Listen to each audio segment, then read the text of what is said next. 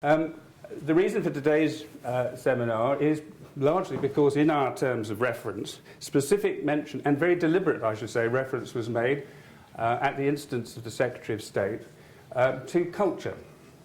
The culture, not really in this context of the nursing staff and so on, but of the management and systems within the National Health Service. And it's a word that has cropped up no less than 836 times in the course of the public hearings. We can count words and spend a lot of our time in the more tedious parts of the evidence doing so. Culture is used quite often, it seems to me, as an explanation for what went wrong when no one can think of anything else. And it is, I think, necessary, and I'm going to ask for your help in actually defining what we mean by culture and what we can do about the unfortunate aspects of it. You have here an opportunity to have an impact which Sir David Nicholson is expecting you to have because he considers that this inquiry, this is part of his evidence to me, is absolutely unique, and I believe it is. There has been no other inquiry which has looked into so many corners of the NHS on one occasion and gathered so much evidence together.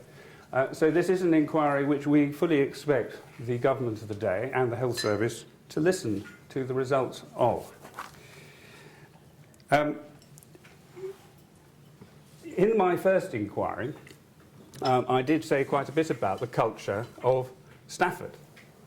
And I've put up on the screen the summary of the concerns that I found existed. And I'm sure that many of those points will be familiar to you. What we want to do today is not only to look at the culture which pervades NHS hospitals and other frontline units, but also the system higher up. Let me give you some fairly random examples of the evidence which may give us some food for thought. And the first perhaps goes towards a reluctance to be candid. It's unfair to pick out particular witnesses, and there's nothing meant by it. But this witness came from the Health Protection Agency and said something which many people have said in the course of the inquiry, which is that when people feel that their provision of information to another body leads to something which is actually from them, and from their point of view has a negative impact, that does undermine the nature of the relationship. In other words, people in the NHS, and it's not only, of course, the NHS, do not like being identified as the bearer of bad news. And one might ask, therefore, whether there's perhaps too much of an acceptance of that reluctance to be candid, and is it born of fear of the personal consequences, bearing in mind that in the NHS, as everywhere else, good news is so much easier to offer than bad. Is there, within the wider system, not only in Stafford, but a sort of top-down managerial culture of fear? Professor Patton, who's Professor of Healthcare Policy at Keele University, but also a former chair of the Stoke, I'll call it that, the Stoke NHS Trust, described it in this way. Kiss up, kick down means that your middle-level people will kiss up, they will please their masters, political or otherwise, and they'll kick down to blame somebody else when things go wrong. Now you may say, is that a pejorative characterization? I guess so. Does it always apply? No. Is it, in my opinion, is it too prevalent a feature of the NHS culture in this time and perhaps to this day? Yes, in my opinion. And it comes to a point, he said, at which people say, you know, we've got to fit in with what they've got planned for us because these are our futures and these are our careers and things like that. Is there too much of that in the system? And if so, what, if anything, can be done about it? Nothing much, it might be thought, has changed. This report, which was, I think, unpublished until it surfaced in the course of, I think, my first inquiry, but certainly the second, was commissioned by Lord Darcy in preparation for his paper. And IHI, an international organisation, came to the conclusion, after interviewing a very wide range of named and distinguished stakeholders, that the NHS has developed a widespread culture more of fear and compliance than of learning, innovation and enthusiastic participation in improvement. The risk of, and then these are quotes from people they interview, the risk of consequences to managers is much greater for not meeting expectations from above than for not meeting expectations of patients and families. And then at the bottom one, because of the fear of what will happen if targets are not met, it's not uncommon for managers and clinicians to hit the target and miss the point, a phrase which I'm sure you're all familiar with. We have evidence, and I'm not going to discuss it today, about the reaction to that report within the Department of Health, and indeed another report saying something similar. And maybe the reaction to it says something about the system as well. Then, in the same report, interviewees would as a group summarise the management approach as a collection of the following. And I've just highlighted the relevant phrases, but you end up with find someone to blame and punish him or her, and if all else fails, restructure something. And is it humorous, but does it perhaps have a point? And then, again, the patient doesn't seem to be in the picture. We are struck, they say, by the virtual absence of the mention of patients and families in the overwhelming majority of our conversations. Now, I have not, in the course of my inquiry, counted the number of times the word patient or family has turned up in the evidence.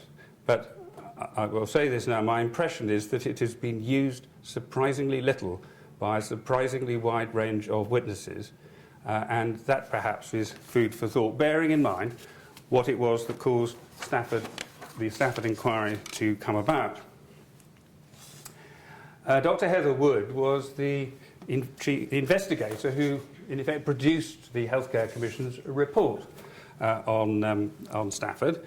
And here she was talking of her experience rather earlier in her career in a health authority, but is there some continuing truth of this, that health authorities were essentially feeding the beast at the regional level? We prepared figures and reports with a view to presenting them in the best possible light. We became skilled at writing positively about our performance, and the emphasis was on demonstrating achievement, which is certainly what the Mid Staffordshire NHS Foundation Trust Board did on getting Foundation Trust status. In their press release, they described themselves as being in the Premier League and so on. This a matter of weeks before the Healthcare Commission launched its investigation, and after they had received correspondence from the Healthcare Commission expressing concern about mortality. Defensiveness. Sir Ian Kennedy, in his witness statement, said, "My experience of the Department of Health is they have a tendency to shoot the messenger rather than to embrace changes that need to be made. This is not particular to healthcare. Their first priority is to handle the situation rather than to consider or implement change." And those were the realities we had to work with. The politicians were most interested in how any story would be received, and this was also true for mid-staff. Do we not perhaps see a reflection of that in the way the HSMR issue was handled in and after April 2007? The figures will be well known to you. Perhaps less well known are the findings that the Trust made. This is a report to the Trust Board in June of that year, and the conclusion was the Trust does not believe it has any significant clinical problems which could be attributed to the high mortality rates, and I'll come back to that in a moment. Was the result not that the Board's information to Monitor, this is an extract from the summary of the information handed to Monitor, which again was that they told Monitor that they had no problem with mortality. As also is well known, the Strategic Health Authority commissioned academic work into the methodology of Dr. Foster, and although the paper was written published later in the BMJ, the findings were current in the NHS in 2008 and 2009.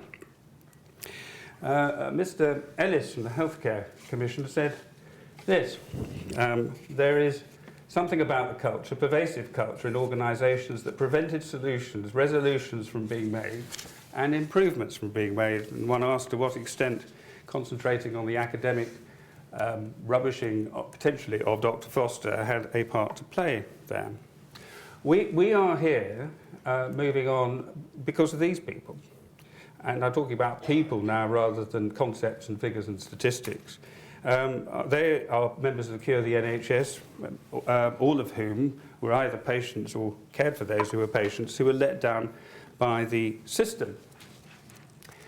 Those who've heard me talk here before these seminars will be getting a little tired perhaps of the story of Mrs. Asprey, but I'll just say that she died on the 11th of April 2007, almost simultaneously with the publication of the HSMR figures.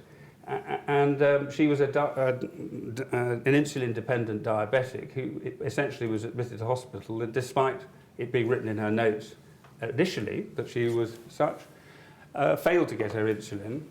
She wasn't given any special diet. The blood sugar tests were not taken, and 11 days later, after her admission, she died because she had not received her insulin. Within a period of time, it's not quite certain when, the in-house trust solicitor wrote a comprehensive report on her case in which he made those conclusions. They in fact went further, new slide for those who haven't seen it before, that it would appear that there were several systemic failures and issues which caused this series to occur in this particular case. Unfortunately, it cannot be said that these failures are an isolated incident and unlikely to reoccur. It's clear from talking to the staff and examining other medical records that similar issues are occurring regularly. As far as we know, that report never registered with the board of the trust. If it was, the SUI itself was reported through the system to the SHA, which neither registered the matters or if it ever got this report. And indeed, the SUI was not closed formally until after the start of, I think, my first inquiry. One then asks this, going back perhaps to culture, what is there about accountability? I've noticed in the papers you're going to hear about today a mention of the club culture. But there's another side to that. The chief executive of Stafford was moved on by compromise because it was too difficult to do what was recommended to the board by a report they commissioned, which was that he should be subject to a disciplinary procedure. As it happened, the unfortunate Mr. Yates was not able to move on to another job because of a disastrous decline in his health, which many might say there's at least some form of accountability, albeit a rather a sad one. I'm just going to end, though, with two views of patients about my inquiry, about what it should do. One is the partner, Mr. Street, the partner of the late Mrs. Asprey, and he says that he doesn't want anyone else to suffer that. Bereavement comes to us all, but it's how it comes to you that is important.